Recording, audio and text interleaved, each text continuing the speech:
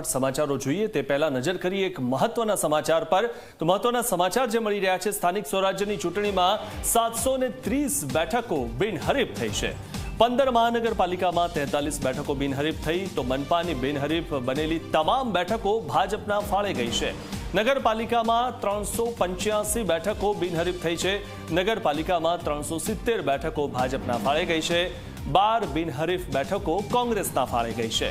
નગરપાલિકામાં 3 અપક્ષ ઉમેદવારો પણ બિનહરીફ થયા છે। જિલ્લા પંચાયતમાં 51 બેઠકો બિનહરીફ થઈ છે। તમામ બિનહરીફ બેઠકો ભાજપના ફાળે ગઈ છે।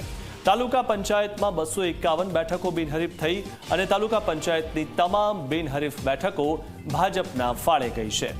તો કદાચ પ્રથમ વખત એવું થયું છે કે 730 બેઠકો બિનહરીફ થઈ છે। આ વિશે વધુ માહિતી મેળવી અમારા સંવાદદાતા હિતલ પારેખ પાસેથી। હિતલ, જે રીતે આ એક નવાઈની વાત કહી શકાય કે આટલી બધી બેઠકો બિનહરીફ થઈ છે, આ પહેલા સ્થાનિક સ્વરાજ્યની ચૂંટણીમાં આટલો મોટો આંકડો ક્યારે સામે નથી આવ્યો?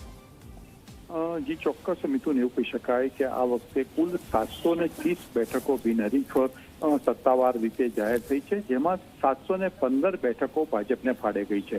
સ્વાભાવિક છે કે એમાં નગરપાલિકાની 12 બેઠકો કોંગ્રેસના પણ ફાળે ગઈ છે અને 3 બેઠકો અપક્ષના ફાળે ગઈ છે, જે બિનહરીફ થઈ છે। એટલે એવું કહી શકાય કે ભૂતકાળમાં ક્યારેય ન થઈ હોય એ પ્રકારની બેઠકો બિનહરીફ થઈ છે।